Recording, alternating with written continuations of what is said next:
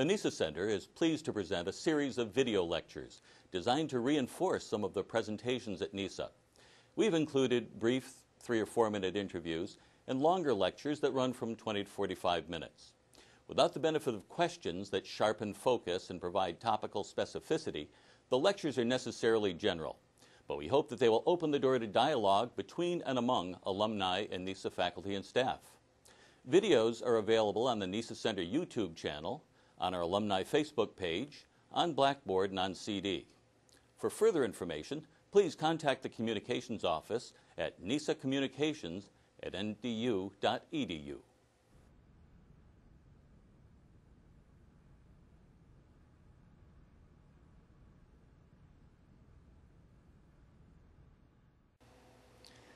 Hello, I'm Professor John Wood from the Near East South Asia Center for Strategic Studies. Today, I'd like to focus on the national security strategy of the United States. We'll walk through a definition of strategy, discuss who sets the United States strategy, the enduring national values and interests, look at the Obama administration's national security strategy of 2010, and then compare President Obama's strategy with those of his predecessors. In the end, we'll conduct a short pop quiz. So, strategy, what is it? It's both art and science, covering political, economic, military, diplomatic, and informational powers to secure national objectives.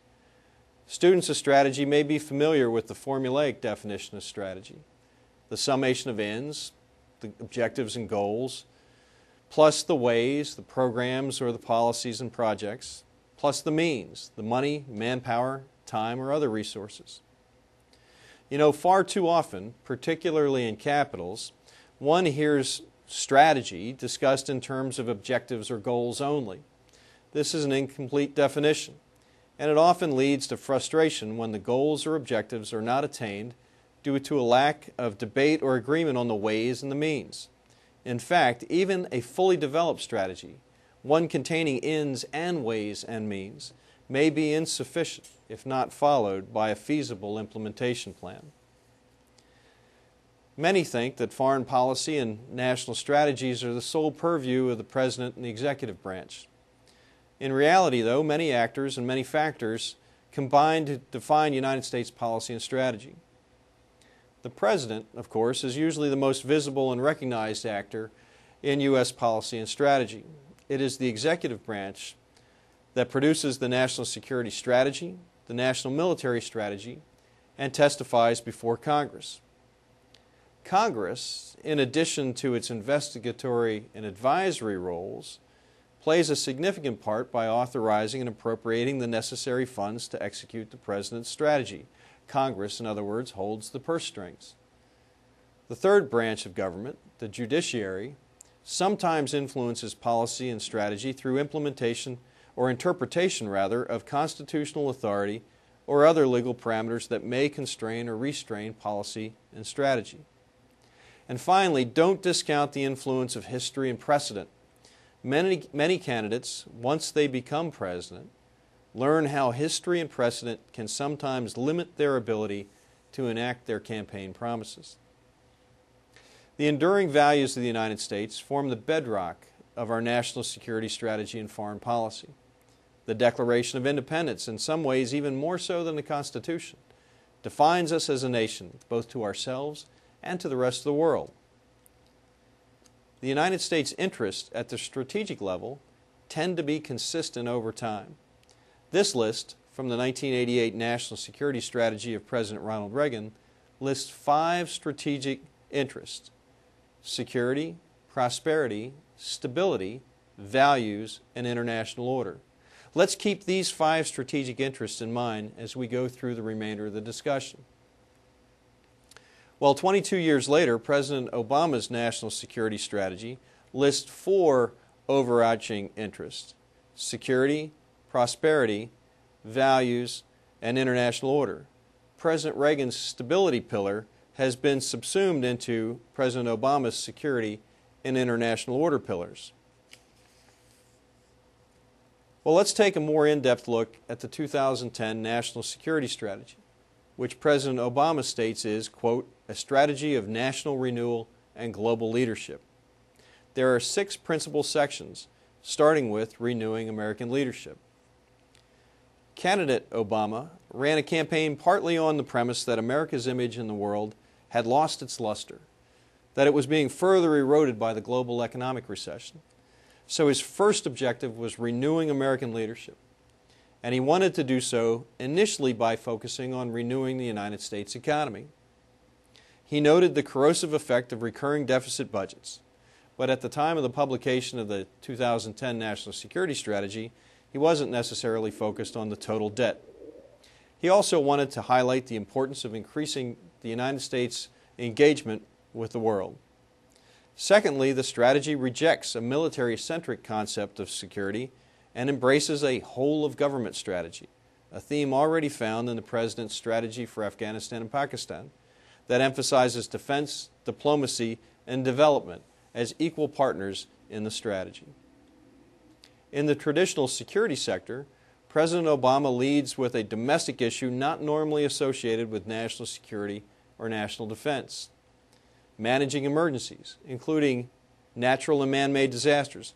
He also puts an emphasis on public-private partnerships, an area tested at the time of the National Security Strategy's May 2010 release by the BP Deepwater Horizon oil spill in the Gulf of Mexico.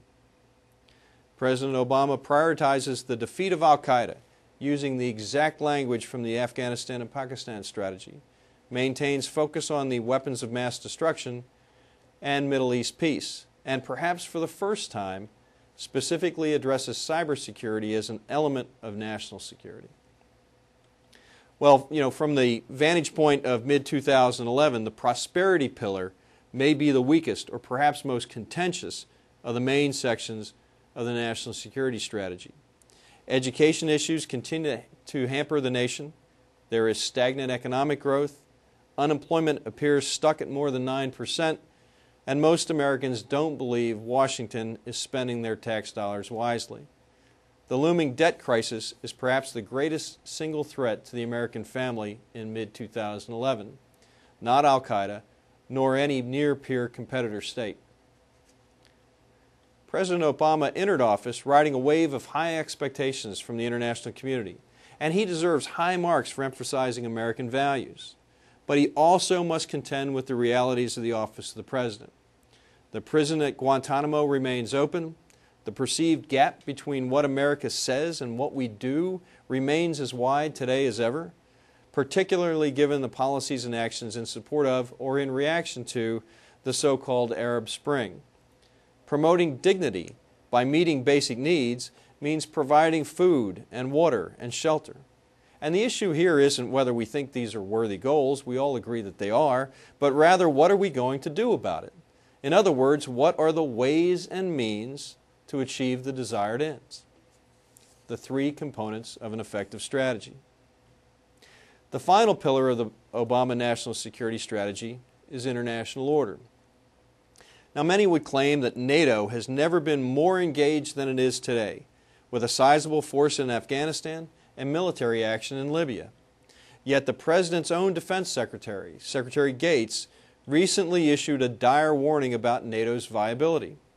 There is now an increasing realization that NATO is almost wholly dependent on the capabilities and particularly the technologies of the United States. The ongoing operations in Libya, now almost completely overshadowed by the global and domestic economic issues, starkly demonstrate the hollowness of NATO. Well, having looked in some detail at the current national security strategy, let's see how the latest strategy compares to those formulated by presidents since the end of World War II. Keep in mind that there was no requirement for a formal national security strategy to be published until 1986. The post-World War II security apparatus came into being with the National Security Act of 1947. Among other things, the Act created the Central Intelligence Agency, the Department of Defense, and the National Security Council. During the Truman administration, National Security Directive 68 helped define what became known as the Containment Strategy and called for a significant military buildup. Some would say that NSD 68 was the, quote, last true strategy, as it laid out a comprehensive analysis of ends, ways and means to counter the Soviet Union. President Eisenhower came into office wanting to focus on international order, but also with an eye toward traditional security and economics. During Eisenhower years, the Southeast Asia Treaty Organization, the Central Treaty Organization, and the Australia-New Zealand-U.S. Treaty and coalitions were all formed. Now, they were all rather short-lived, but they demonstrate Eisenhower's commitment to the international order. The presidents of the 1960s each had different areas of emphasis: security, economics, social change, international order, but in general terms, all continued a grand strategy of containment. In the mid-1970s, economic realities and constraints drove many of President Carter's decisions. Middle East peace was a high priority for Carter, resulting in the Camp David Accords of 1978. The two terms of President Ronald Reagan refocused on traditional security concerns within a broad containment strategy. President Reagan used simple, stark language to identify the threat, the evil empire, while at the same time pursuing strategic arms limitations. By the mid-1980s, Congress wanted a more comprehensive explanation and a more full accounting of the executive strategy. The result was the Goldwater-Nichols Act that, among other things, requires the President to submit to Congress a formal statement of the national security strategy. The first such report was submitted in 1987. It was short and concise, not a fully developed strategy, mainly because President Reagan and the executive branch had little time to write a comprehensive report. However, the 1988 version was quite lengthy and detailed. In many ways, the 1988 National Security Strategy most fully resembles President Truman's NSD-68 style. It identifies threats, opportunities, risks, values, and interests. President George Herbert Walker Bush, Bush 41, built upon the National Security Strategy foundation he inherited from President Reagan, while simultaneously grappling with the collapse of the Soviet Union. President Clinton's, in some ways, continues to struggle with what he defined as, quote, a post-containment world, while he was shackled to a containment-centric bureaucracy. And you know, as usual, when you're fighting the bureaucracy usually wins. And in this case, it did. And we continue today to have a bureaucracy that is fundamentally formulated around or built around a containment strategy. President George W. Bush, Bush 43's term was most significantly defined by the attacks of 9/11 and by the threats posed by Al-Qaeda. We should ask ourselves now, was the post-9/11 strategy, particularly the global war on terrorism, just another form of containment? I believe it is. And that now brings us full circle to President Obama and the May 2010 National Security Strategy. Well, having looked at most of the national security strategies since 1947, were there really any differences among them? Did they vary in content or just in style? Well, I would say that there really was not very much difference. Interestingly, but not perhaps surprisingly, there's been little variation in national goals, objectives, values, and interests since 1947, and in particular since 1990. What does vary from administration to administration is which element of national power a particular president chooses to emphasize or to employ to reach his national objectives. This is mostly a matter of style, and the choices of elements of national power, or that is, which choices of national power to emphasize or prioritize, go to the personality and the style of each president. But the overarching goal, objectives, and even the grand strategy has remained consistently a grand strategy of containment. So, having looked at the history of the national security strategy, can you guess which administration these quotes come from? The United States must reserve the right to act unilaterally if necessary to defend our nation and our interests. Surely unilateral action must have come from the preemptive policies of George W. Bush. Wrong. This is from the Obama National Security Strategy of May 2010. Compare it to this. The United States has long maintained the option of preemptive actions to counter a sufficient threat to our national security. That's Bush 43 from 2002. Well, how about this one? The full power which resides within the American people will be evoked only through the traditional democratic process. The process requires that sufficient information regarding the basic political, economic, and military elements of the present situation be made publicly available so that an intelligent popular opinion may be formed. This comes from the information age President Obama. No, this actually is in President Truman's National Security Council Paper 68 from 1950. Compare it to the ideas, values, energy, creativity, and resilience of our citizens are America's greatest resource. We will support the development of prepared, vigilant, and engaged communities and underscore that our citizens are the heart of a resilient country. That, in fact, is from President Obama's National Security Strategy of 2010. Try this one. The world as it is, our national security challenges and opportunities, the world as it can be, if we lead and attempt to shape it as only America can. Is this the new engaged leadership that President Obama is talking about? No, this comes verbatim from President Bush 41's National Security Strategy of 1993. Now, let's compare it to these words.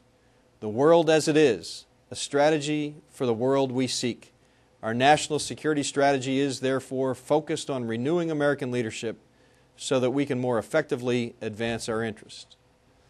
Obama, 2010, portions of which are, interestingly, almost verbatim with President George Herbert Walker Bush's formulation in 1993. So, what do I conclude? Well, I conclude that since the end of World War II, the national security strategy of the United States has been very consistent, and it has focused almost exclusively on containment. The Truman Doctrine was an explicit statement of the containment strategy. President Kennedy and President Johnson continued containment. Nixon sought to contain the Soviet Union through outreach to China. President Ronald Reagan wanted to address the evil empire and contain the Soviet Union. President Bush 41 and President Clinton struggled with something to contain in the post-containment world, and President Bush 43 sought to contain terrorism. I think today what we're finding is the current administration seeks in many ways to find the right definition for what to contain in the present-day world. So is it time now for a change? I believe it is. I believe it is time to seek a change to our grand strategy. And perhaps that's a topic for another lecture. In the meantime, I commend to you an excellent article entitled A National Strategic Narrative, interestingly penned under the pseudonym of Mr. Y, which is a cheeky play on George Kennan's Mr. X article, which started the whole containment strategy in the first place. A National Strategic Narrative is available at the Wilson Center at www.wilsoncenter.org. Well, I hope you've enjoyed our discussion today on the National Security Strategy. From the Near East South Asia Center, I'm John Wood. You have been watching a presentation by the NISA Center for Strategic Studies in cooperation with the National Defense University. The views expressed are the speaker's own. They do not represent the views of the NISA Center, the United States government, or the Department of Defense. For further information or to comment or pose a question, please email NISA Communications at ndu.edu. Learn more about NISA on our website at nisacenter.org, on YouTube at the NISA Center channel, on Twitter at the NISA Center, or on Facebook, facebook.com/NISA Center.